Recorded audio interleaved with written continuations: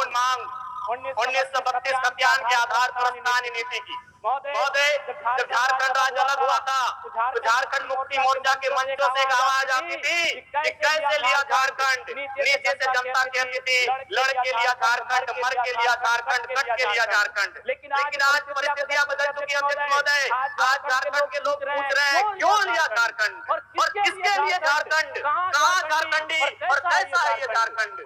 आज बड़े दुर्भाग्य की बात है कि 25 सालों के बाद भी झारखंड सरकार स्थानीय नीति को परिभाषित नहीं कर पाई है। आज पूरे राज्य को मालूम है कि वर्तमान की सरकार रघुवर दास जी की 1985 की नीति के खिलाफ जाकर बनाई गई थी। जन जन को यह कहा गया था कि 1985 की नीति झारखंड की हिस्सेदारी नहीं है। तो आज पूछना चाहता हूँ कहाँ है झारखंड की स्थानीय नीति अध्यक्ष महोदय। महोदय, जब स्थानीय नीति की बात आती है तो भ्रम फैलाया जाता है कि जो लोग इस राज्य के बाहर के हैं उन्हें इस राज्य के बाहर जाना पड़ेगा। बिल्कुल ये भ्रामक बात है अध्यक्ष महोदय। स्थानीय नीति का मतलब ये नहीं होता है कि जो अन्य राज्यों के लोग बाहर चले जाएंगे। स्थानीय नीति का मतलब होता है कि राज्य सरकार की सुविधाओं का लाभ किसे मिलेगा। उदाहरण के लिए अध्यक्ष महोदय, महाराष्ट्र में अगर मराठी भाषा का संरक्षण होगा तो ये समझ में आता है, लेकिन महाराष्ट्र में अगर संताली, कुड़माली, खोरठा भाषा, नागपुरी भाषा का संरक्षण मांगा जाए तो इसका औचित्य नहीं बनेगा।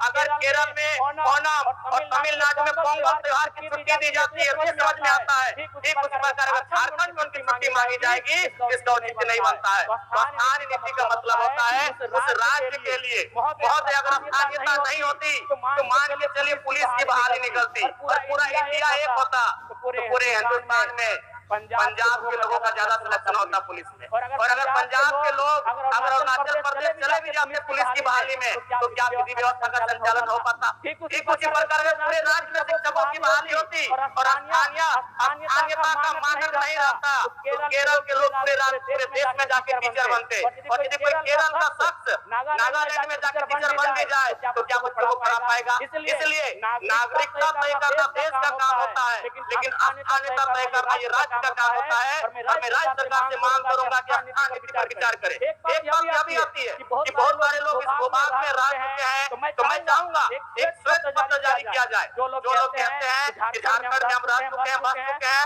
और अपना मूल भूमि से, चाहे वो बिहार हो, बंगाल हो, उड़ीसा हो, छत्तीसगढ़ हो, उत्तर प्रदेश हो, उससे नाता टूट चुका है। एक श्वेत पत्र जारी किया जाए। माननीय मुख्यमंत्री अभी आसाम के दौरे पर गए थे। आसाम में व्यवस्था तो ठीक ठाक की है। एक मिनट लेंगे अध्यक्ष महोदय। आसाम में व्यवस्था ठीक ठाक की है तो सरकार को सोचना चाहिए, विचार करना चाहिए और स्थानीय नीति की तरफ सरकार का कदम बढ़ना चाहिए। अध्यक्ष महोदय, आपको ज्यादा समय नहीं लेंगे। 50 वर्ष से अधिक महिला शिक्षकों को अभी अपने पड़ोसी जिला होम डिस्ट्रिक्ट में हस्तांतरण का लाभ और मौका दिया जा रहा है। मैं चाहता हूँ उसी तर्ज पर पुरुष जिनकी उम्र 50 साल से ज्यादा हो चुकी है उन्हें अपने पड़ोसी जिला होम डिस्ट्रिक्ट में हस्तांतरण का लाभ मिले। साथ ही अध्यक्ष महोदय एक सूचना है, पेंशन निदेशालय में निदेशक के पद पर कोई भी पदाधिकारी पदस्थापित नहीं रहने के कारण राज्य सरकार के सेवानिवृत्त पदाधिकारी कर्मचारी का काम बाधित हो रहा है। निदेशालय में